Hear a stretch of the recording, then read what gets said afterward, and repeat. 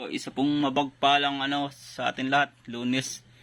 So, tayo po ay mag-vlog ngayon. Napakita lang po ng mutya ng kidlat galing sa aking blessor. So, ngayon, pambihira yung nakita na aking blessor. Dalawa na pero magkaibang araw po yan. Itong una ay nakita sa pool ng balite, kidlat. So yan hugis titi siya.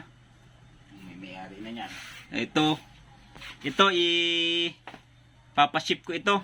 Bigay ng aking blessor, pinapabigay kay kay Bro Edwin Magsino Hales, isa sa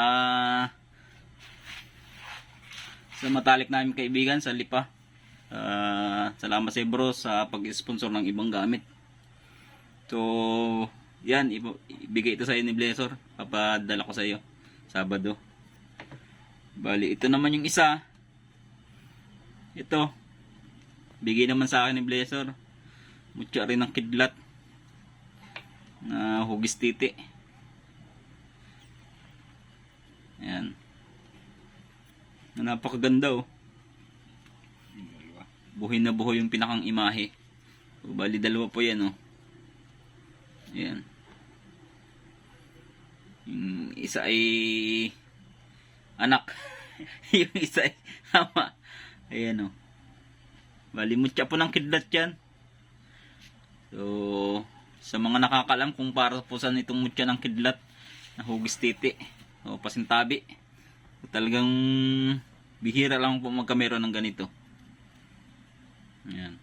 So, bali nilang isan ni Blessor para makita yung pinakang kintab. Ayan.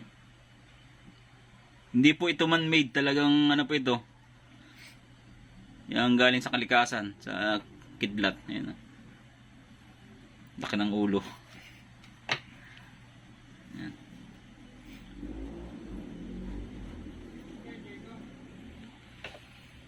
Parehong may ugat-ugat Kanang So, yun lang po ang ating vlog sa ngayon. Nagpasilip lang po ako ng ng gamit galing sa aking blessor. Nagbulungan ko muna ito. Okay padala. Nagbulungan ko ito.